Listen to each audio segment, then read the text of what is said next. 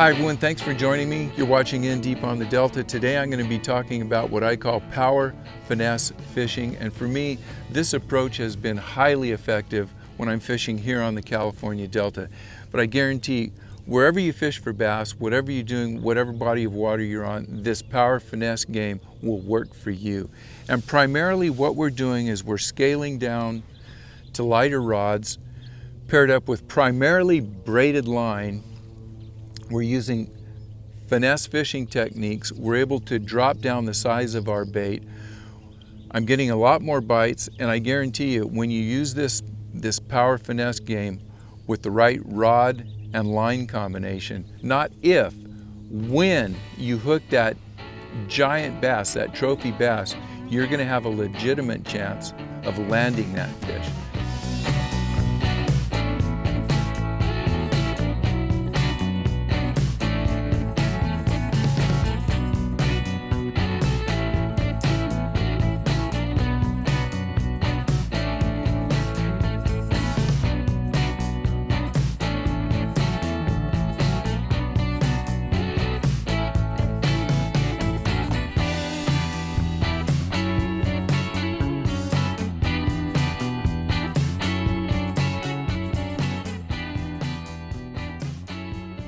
I'm going to start off by showing three rods that I use, and I'll show you, we'll talk a little bit about the rods, and I'll show you the line combinations that I use. When I get done, I'm heading over to the Bass Hole Tackle Shop. I'm going to talk to Rob Cloutier, and Rob's going to talk about how he sets up this power finesse situation. Now, I got to fish with Rob about a month ago, and he let me use some of his eye rods that he had on the boat, and I was very impressed with the eye rod lineup. And Rob will talk about some of his eye rods that he has in the shop that are very comparable to the rods that I'm using. So once Rob and I go over the rods, and you can kind of see how Rob sets up his stuff, you'll see how I set up my stuff. We're going to go over a bunch of the finesse baits. We'll talk about flukes, we'll talk about small crankbaits, lipless baits, mini chatterbaits. We're going to probably talk about some baits from Japan that have come in that we both like. We'll talk about poppers and how to scale down your baits. So once again, you're going to catch a lot more fish, you're going to get a lot more bites, and with this proper rod and line combinations, you're going to be able to have a good chance of landing that trophy fish.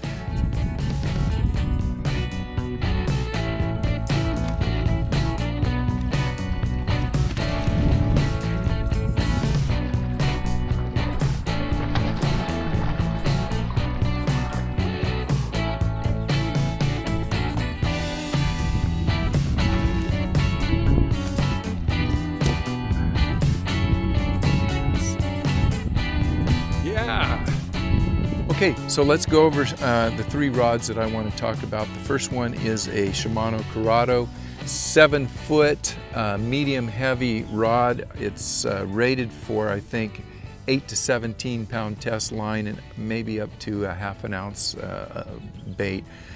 I pair this up with 30-pound braid, and this is my do everything rod. Being 7-foot medium heavy, I can feasibly throw topwater poppers, I can throw open hook applications, small crankbaits, small chatterbaits, I can throw small worms, drop shots.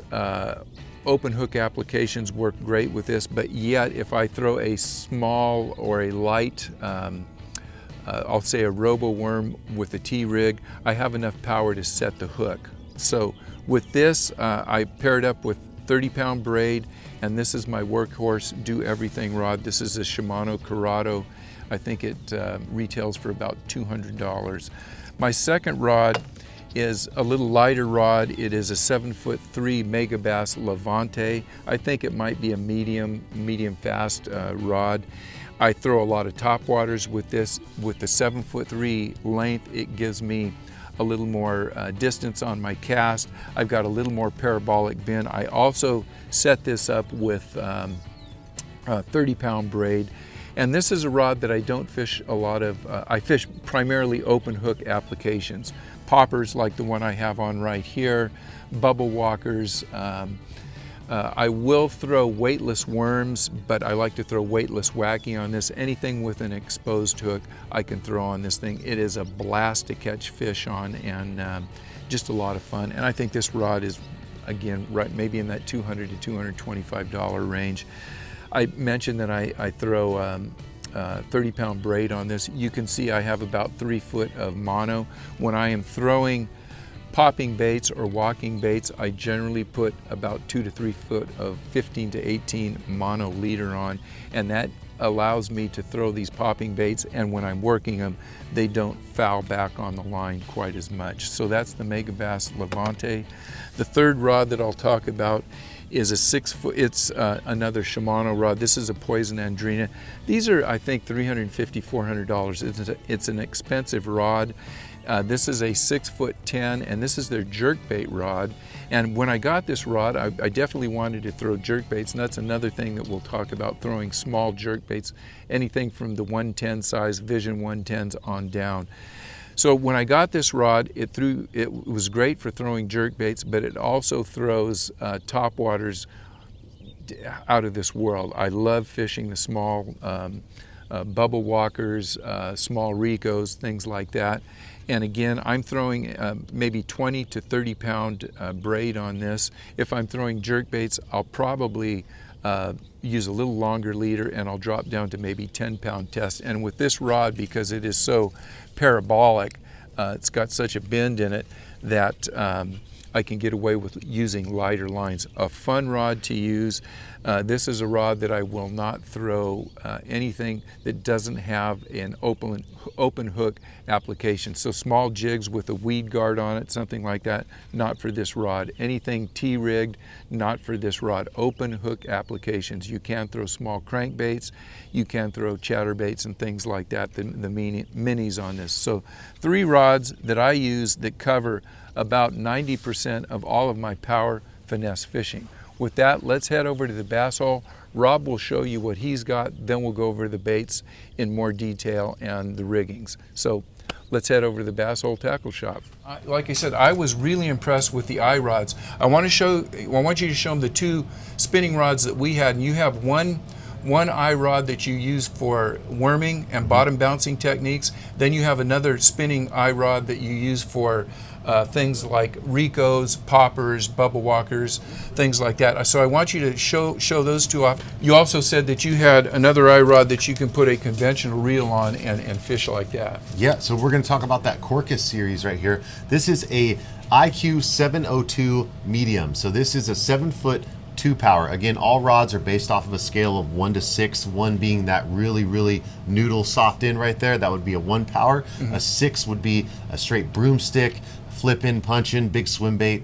So we scale them off of a scale of 1 through 6. Again, 1 being a soft noodle, 2 being a medium soft noodle, 3 being that medium heavy, 4 medium, 5 gets a heavy, and that 6 is that mag heavy. Again, so we're going back to that 702. So it's a casting. This is wild card topwater and jerk baits right here. So this rod will double over as quite a bit of rods here. You could throw a jig on it, you could throw topwater on it. It's great for these little walking baits. It's great for these little whopper ploppers. If you don't really want to get into that spinning setup and you still want a lighter setup for hucking all these nice little baits we got going right there. That eye rod 702 is an awesome rod. We'll get it done. I really like this thing for small whopper ploppers, poppers. More topwater is my go-to on it, but it will small for little rats right there. And what's cool about it is now you have these smaller baits. We're not grenading them. We're just simply flipping them into little holes and just a twitch and or a crank and then right back out, which is awesome. And that's what they're made to do. And I'll team this up with that 150, 100 series reel and that 30 to 50 pound braid, depending on what I've got going on right there. And again, no fluorocarbon leader when I do it. I'm just straight braid to my lures, usually topwater stuff on this setup particularly. Do you paint your braid? You know, I used to when I was running that Power Pro. Ever since I switched over, not sponsored by these guys, but they do make an awesome product right here. You do not have to color anything. It stays black. It comes out of the package black. Oh, that's black. A year later, it still stays true. That's awesome stuff. P-line, that zero fade right there. That's great stuff. It's smooth. The castability on it's really nice. I do enjoy that. I've been flipping with it. I've been throwing frogs with it, doing quite a bit of stuff with it. Again, that P-line, that Stay Black right there, I do like that What's stuff. the price point on that? I think this is the 300-yard one. You're in that $40 range. It's Okay. equivalent to everybody else, you know, that they're all about And there. I'm still using the J braid. It's got a great price point. What's the price point on this? Off the top of my head, I don't know either. But, But yeah, in that 20, 30 yeah, range, you know, it's 150 reasonable. yards. It's a great line, and I'm using a Sharpie to color a lot of my line if I'm doing a bottom bouncing application where I might be throwing a worm or something, and I want to be a little more stealth, and I'm not using a leader. I might put a little, paint it black, and I'm using the J braid. These are the rods that I'm interested in. I'm going to definitely be looking into these because that one rod has a lot more power than what I'm using with my Shimano or my Mega Bass rod. Yeah, and we'll get right into that here. We'll talk about that Genesis 3 right here. This is the Power Finesse MH. This is a 7'1" 3-power, so it's a medium heavy spinning setup. This is my go-to Senko, a couple other things, top water. I get my daughters out there, they want to throw Ricos or Whopper Ploppers, the little guys like that. This is their go-to right here. I pair this up with 2500 reel and 30-pound braid, and my wife hooks a chatterbait on it. My kids are throwing poppers on it, Ricos, Sammys, swim baits, everything. It's kind of like all around go-to, but my dedication to this rod is my Senko rod, and I love it for a Senko. So that's the heavier one that we were using. This is that heavier one. Yep. That's at 7'1" 3-power medium heavy. Awesome rod. Sets you in that price point of $169.99. Again, iRod 713. Awesome rod right there. So now Matt went up and he went ahead and made it in the Corkus model for you guys that like that foam. I'm sorry, the cork handle here. A lot of guys like that cork finish here, the split grip. This is a 733. So this rod came out right after we did the video with that 713. Now there's a 7'3" 3-power in the Corkus series. I just got one of these the other day, and I've been throwing my Senkos on it. The action is very similar to the 7'1", but now it's a 7'3", that same power, and it's got that cork handle. An awesome setup right there. If you're looking for something a little bit longer with the same power for Senkos, drop shots, darter heads, all that jazz, this guy will cover all that stuff right there. So again, you get that option with that cork handle, sets you back about $239 on that one. When we start throwing worms and stuff, that 7'3" compared to a 7'1", do you find that you have let's say you got a robo worm or something that has a light Nico head. With my 7'3", I feel like I could throw it so much farther than with I agree with that. It's 3 inches longer, but you know, the 7 foot better to flip with, but the 7'3" sidearm or overhand. Yep. And with that being said, again, we'll go right into this one right here. This is a 742, so 7'4" 2-power right here. Now this is they labeled this rod legit finesse swimmer. The gentleman that made this, you know, for swim baits and everything else like that. I love this rod right here. Drop shots, that 1/4 ounce jig, that ball head, that 1/4 ounce ball head with the swim bait, that top water. Again, this is another awesome rod, that 7'4", so it gives you a little bit more, but now it's down to power, so we're in that medium, so it's got a lot more softer tip. So it'll do those lip lifts like you like, those little crankbaits. It's perfect for them. You get that vibration, that feel, those little jackhammers. If you're not comfortable with the bait caster and you're still throwing that spinning rod, this would be the rod to throw these jackhammers and these crankbaits and all these other baits right here. Again, 742, awesome rod, drop shotting to everything up here. What we'll do now is we'll just start kind of rifling through a lot of these baits. These are baits that I love to fish. Rob brought some of his smaller baits, and as we talk about them, we'll maybe talk a little bit about the application that we use, but maybe you can say, hey, this is the rod I use, this is the line that I use, and this is why I like that power. All right, Rob, let's start talking about some of these baits, and we'll just go, hopefully we'll get through the whole list. And I'll start off with one. One of my favorite light baits that doesn't get talked about are these basically single tail grubs on a, you've got a ball head jig, on a ball head jig, 1/8 ounce. I mean, it's a killer, this bait is a killer smallmouth bait. I used to fish for smallmouth a lot up in the Northwest. And it works everywhere. It works on every lake. It works on the Delta, even though people don't fish them. If you have a young child or a beginner, this is something you could throw out. You can't fish it wrong. With that 7-foot light eye rod, is that what you'd throw on with that? Yeah, that 742 would be amazing for that right there. You know, because give you the length and just at a 45-degree roll in that thing, and that tail just wiggle through everything, through the grass. For sure. Well, you know, I'm talking about that. Let's talk about a few other bottom bouncing baits. Another bait that I would highly recommend is, you know, they're coming out with these 1/8 ounce and 1/4 ounce jigs. They're just perfectly paired with a baby brush hog, or excuse me, a baby baby beaver, or even a baby brush hog, and you can throw that on either your spinning rod or one of your light bait casting rods. I tend to throw those on straight braid. Yeah, yeah. And if you have a colored braid, that's when I'm using maybe 2 to 3 feet of black marker.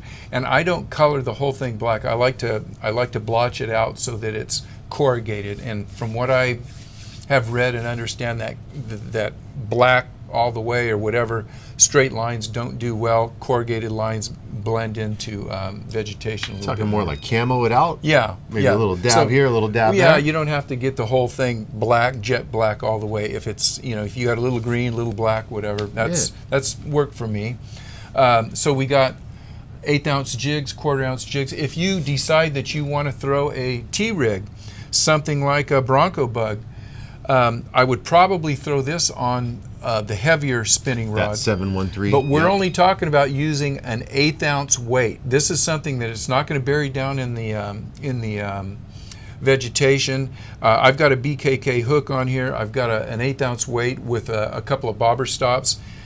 Spinning rods will throw these just fine. You can also throw the robo worms, small worms, and you could also, you know, you do this all the time with that one rod, a wacky rig 5-inch Cinco. I go to a 6. I'm going to a medium heavy rod. Right, right. What are other things you like? These small things. You know, going back to this real quick here. Let's talk about this guy real quick here.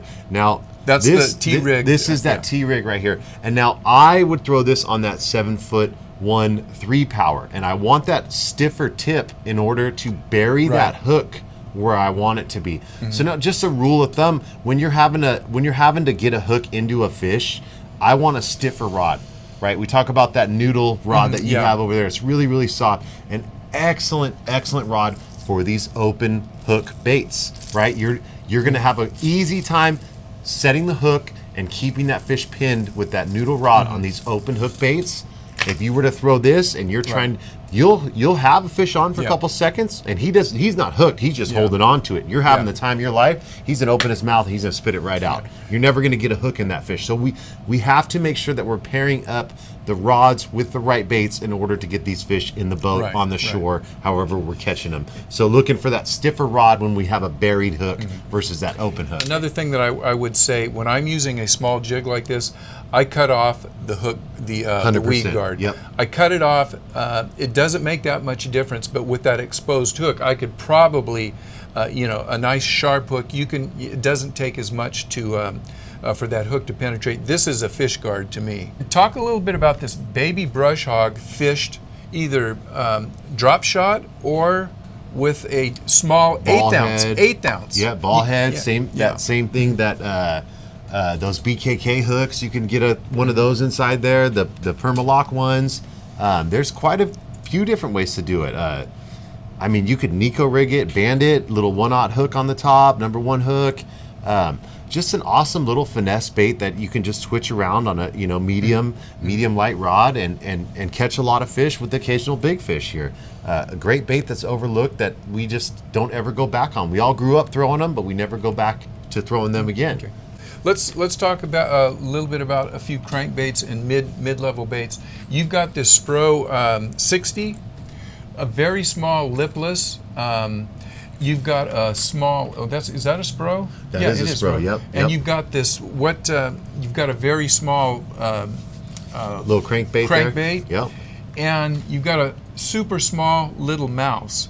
Talk about these things, and I know, and let's also put the chatterbait in there, because with this is a mini chatterbait, small rat, small crankbait, small lipless. A lot of times these fish are keying in on smaller baits. Yeah, yeah.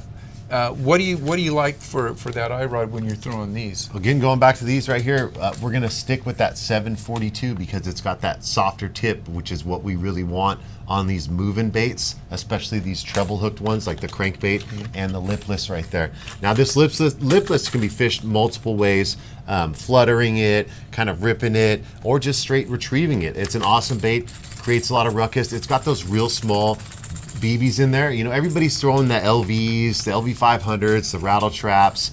There is quite a few options when it comes to lipless that not a lot of people know about. The Spro one, the 60, there's a 75, there's a 90. They start getting up. I throw the 75 when I go to Clear Lake. It's just something different that these fish haven't seen. You show up to Clear Lake, all the LVs are sold out in the good colors. Nobody's throwing these right here. It's a secret bait. Are you throwing those on straight braid, or are you throwing them on just mono or fluoro? Now, typically, I'm throwing these on a 7'3" medium heavy bait caster with 17-pound fluorocarbon. Is how I throw it. You know, when I get my kids on it, again, they're throwing that 713 or that 742 with the spinning rod, depending on what the bite's on, and that's what they're throwing that guy on. Back to that chatterbait again, that little tiny Micromax guy with that hog farmer or the missile. There's quite a few other trailers too as well, but it just pairs up that 3.0 or the 3.5, pairs up really nice with these little guys. I think the 3.0 is a little bit better on these guys. As far as the micros go, the juniors or the smaller ones, you can get away with that 3.5. But now going back to this, I want that little bit stiffer rod. I'm gonna throw this on that 713. Just because I want to get a hook in it and I want to keep it pinned. I don't want that fish to come up and jump and that rod to do this. Straight braid? Straight braid on this. You can get away with it. You'll feel, man, I was a big guy on fluorocarbon on all my chatterbaits. I had just recently switched it all over to braid. And I have been losing a lot of fish. With braid? With braid. And I have just started to realize what my deal is and how to keep these fish pinned. And I'm noticing that I'm getting so many more bites that I've never felt before, that they're just hitting it real quick and it stops vibrating. With the braid. With the braid. I can feel it a lot more. And now how I position my rod and how I set the hook is what's key to keeping these fish pinned. So if you get a new rod and you're losing a lot of fish, understand how that rod works and how it's made to be set up with braid, what line, and what gear ratio with what bait you're doing on there. Obviously a whole nother big thing that we don't want to get into right now, but going back on this, I'm throwing these guys on 30-pound braid and a really soft number 2 rod. It's that medium. I just want that softer tip and it's a little bit stiffer tip to where I can just keep them pinned. Which one is this here? So that is Whiplash Factory. That is a new lure that just came out. I don't know if they're available yet. Those are some samples that these guys sent me, as well as this guy right here. We're gonna bring him into the shop here. But just some new topwater stuff, some new, I believe this guy is a subsurface, something different, something new, you know? Nate and I have been using something just like this. It's a touch bigger, but we have been killing it on this.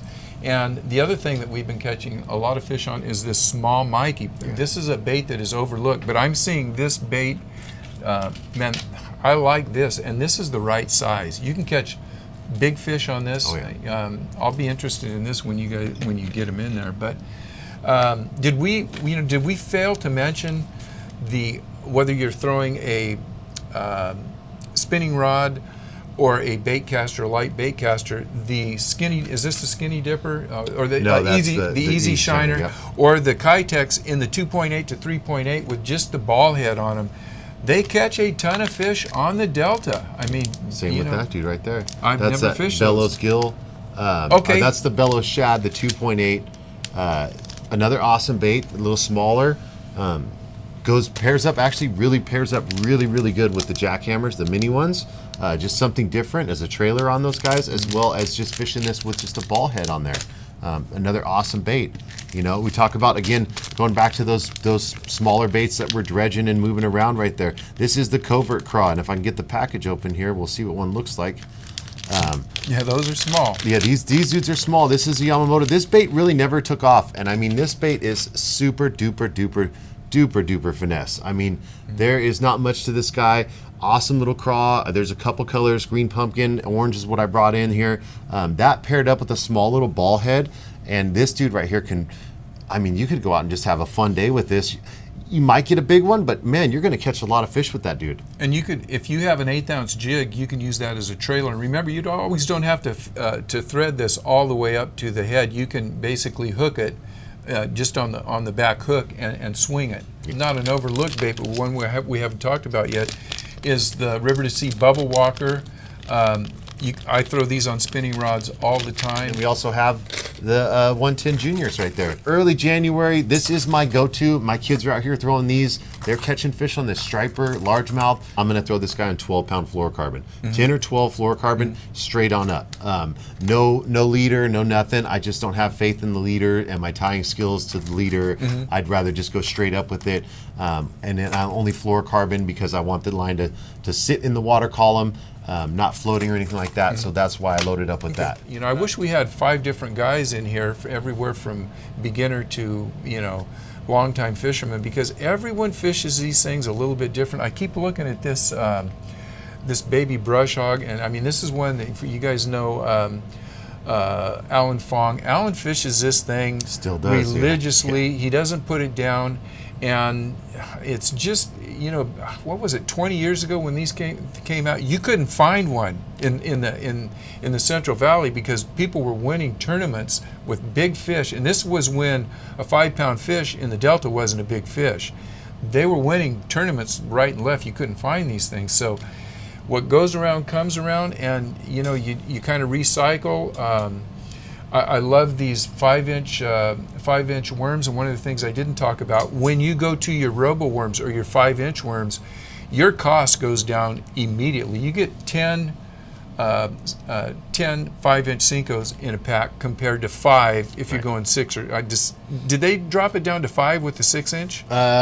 No, it's still 6 with it's it's still 6, I believe. No, it is 5. I believe it is 5. I think they dropped it's it down. 10 on the 5, 10 on that, Yeah. and then it's 5, and then $8.99 and $7.99, something around there. Big is what price those guys are difference, running. you know, especially when you're catching a lot of small fish. You're going out for a fun day. You don't want to go through two or three packs of Cincos. With that, we've covered a lot today. If you don't have at least 2 or 3 of these power finesse rods set up at all times, you're missing out. I agree. It's just a lot of fun. You don't have to catch big fish, 2 and 3 pound fish. And again, I'll go on record saying the most fun fish to catch for me is a 3-pound male out here on the Delta. They're about this long. They're fat.